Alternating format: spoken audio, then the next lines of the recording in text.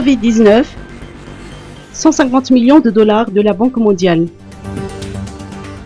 La Banque mondiale a octroyé 150 millions de dollars pour aider Madagascar à affronter la crise sanitaire liée à la Covid-19. Ce soutien financier entre dans le cadre de la troisième phase du financement additionnel. Il vise à renforcer la mise en place du système de protection sociale et à assurer l'assistance sociale après la Covid-19. Le partenariat a été acté ce matin au Palais d'État Diavlo entre le ministre de l'Économie et des Finances, Richard Ranjimanjat, ainsi que la représentante de la Banque mondiale à Madagascar, Marie-Chantal Huanilgira, en présence du président de la République, André Rajoelina. Lors de cette cérémonie, le chef de l'État a noté que les impacts socio-économiques de la Covid-19 sont considérables. Cette assistance de la Banque mondiale permettra de soutenir les mesures sociales du gouvernement et d'aider le peuple malgache à surmonter cette crise sans précédent. Cette situation a des impacts négatifs sur le développement humain et économique de Madagascar. Comme on le cite toujours, aucun pays n'a été épargné par les impacts de cette pandémie.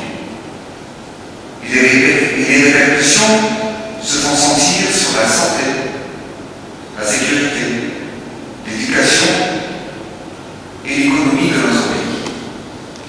Il s'agit d'un problème réel et vital qu'il faudra solutionner de façon impérative et immédiate. En tant que leader et premier responsable du pays, ma mission est de veiller sur les Malagasy, d'améliorer son bien-être de manière durable et d'accélérer le progrès.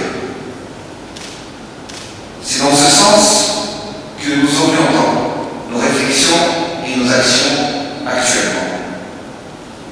Mesdames et messieurs, aujourd'hui la signature d'un accord de don d'un montant de 150 millions de dollars au titre d'un financement de filet de sécurité sociale contribuera au renforcement de la résilience des ménages les plus vulnérables et résorbera les conséquences désastreuses de la pandémie. À travers ce projet, l'État réaffirme sa volonté et sa détermination à concrétiser les programmes nationaux de protection sociale. France-Madagascar, rééchelonnement de la dette publique. Le gouvernement malgache s'est engagé à consacrer les ressources libérées grâce au rééchelonnement des dettes publiques accordé hier par la France à l'augmentation des dépenses dédiées à atténuer l'impact sanitaire, économique et social de la crise Covid-19. D'un montant total de 1 647 221,78 €. Cette date soumise au différé est constituée par les prêts consentis par l'Agence française de développement ayant fait l'objet d'un contrat conclu avant le 24 mars 2020 d'une durée supérieure à 1 an. Les versements se feront en 6 paiements semestriels, égaux et successifs, le premier intervenant le 15 juin 2022 et le dernier le 15 décembre 2024. Il en est de même pour les intérêts courus sur les montants différés du 1er mai 2020 au 31 décembre 2020. Ce rééchelonnement de la dette publique a été acté hier entre Richard Ranjimanjat, ministre de l'Économie et des Finances, et son Excellence M. Christophe Bouchard, ambassadeur de France à Madagascar. Covid-19 dans la région d'Iana, lancement d'une vaste opération de sensibilisation. La situation demeure alarmante dans la région d'Iana. Selon les dernières informations, les cas cumulés confirmés en date du 9 mars s'élèvent à 1063. 32 patients ont succombé au virus, tandis que 929 malades ont recouvré la santé. Hier, 5 nouveaux cas ont été confirmés, dont 1 à Diego 1, 3 à Ambans et 1 à Nousbé. 101 patients sont en cours de traitement, dont 13 à Diego 1, 5 à Mbilobé, 26 à Ambans et 57 à Nousbé. Un patient a été évacué vers la France. Face à cette situation, l'équipe mobile Covid-19 EMAR de la région d'Iana se mobilise.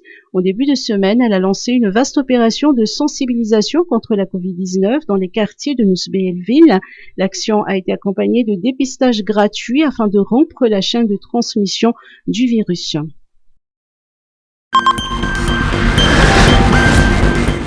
Célébration du 8 mars. les femmes en situation de handicap et leurs droits. Avoir une vie relationnelle, affective et sexuelle constitue un facteur essentiel d'épanouissement et d'équilibre. Les personnes en situation de handicap ont elles aussi des attentes en la matière et comme toutes les femmes, les personnes en situation de handicap ont aussi droit au planning familial. La Fédération des personnes handicapées sollicite la réalisation d'une action de sensibilisation et plus d'informations à l'endroit des femmes en situation de handicap. Réunie ce jour, la Fédération a discuté des droits du planning familial, de la facilitation d'accès des femmes en situation de handicap au bureau public en installant des rampes dans les locaux à étages et l'accès des malentendants à l'information dans les médias en recourant aux services d'interprètes en langue des signes.